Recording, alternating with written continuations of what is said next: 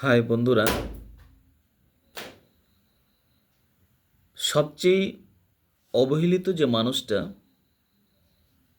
পৃথিবীতে, সবচেয়ে অবহেলিত একজন হলো পুরুষ মানুষ। একটি মেয়ে যখন নারী হয়ে ওঠে তখন পাশে থাকে পরিবারের আদর, স্নেহ, সাজগোজ, ভালোবাসা। আর একটা ছেলে কিশোর থেকে যখন পুরুষ হয়, একা কাঁধে দায়িত্বের পাহাড় বয়ে নীরব কষ্ট আর চাপা স্বপ্নকে সঙ্গী করে বিয়ের আগে যে ছুটে চলে বাবা মায়ের স্বপ্ন পূরণের পেছনে,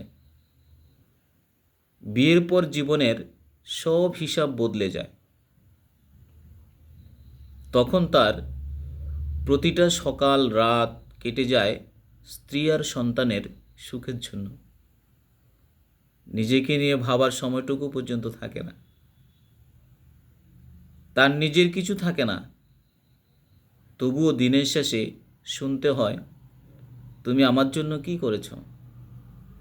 একবারও ভাবে না কেউ সে নিজেকে বিলিয়ে দিয়েছে নিঃশব্দে, নিরবধি। এটাই পুরুষের ভাগ্য আর সমাজের সবচেয়ে বাস্তব সত্য।